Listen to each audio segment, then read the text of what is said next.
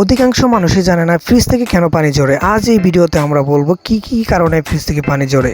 তাই রিকোয়েস্ট থাকলো ভিডিওটি সম্পূর্ণ দেখার।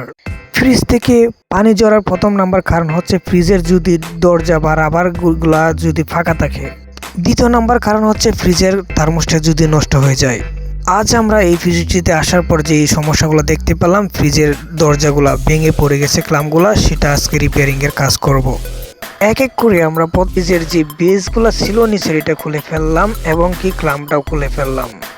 যাই হোক, এবার আমাদের যে কাজগুলো করতে হবে, এই বেসগুলো আমাদের নতুন করে আবার বানাতে হবে।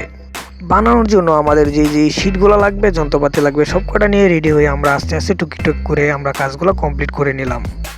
কমপ্লিট হয়ে গেলে কাজগুলো তখন আমাদের এক এক করে ধাপে ধাপে সব কটা বেস মাপ নিয়ে আমরা এখানে বসিয়ে দেব।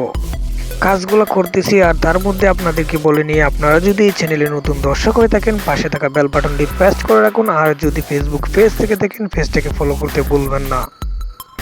এই ভিডিওটি আমি স্কিপ করে সম্পূর্ণ প্রসেসটি খুব দ্রুততার সহিত আমি দেখাচ্ছি, কারণ হচ্ছে আমার ভিডিও এডিটিং করার সময় দীর্ঘ সময় থেকে আমি এরকম করে দিচ্ছি। তাছাড়াও এই সেম ভিডিও আমি স্লো মোশন দিয়ে আমি নতুন আরেকটি ভিডিও আপলোড করে দেবো আমার নতুন ইউটিউব চ্যানেলে। তো আপনাদের কাছে রিকোয়েস্ট থাকবে আমার ওই চ্যানেলের ভিডিওটি সম্পূর্ণ দেখে ওইখান থেকে দ্রুত যাতে শিখতে পারেন, ওইখানে ভিডিওটি আপলোড করা থাকবে।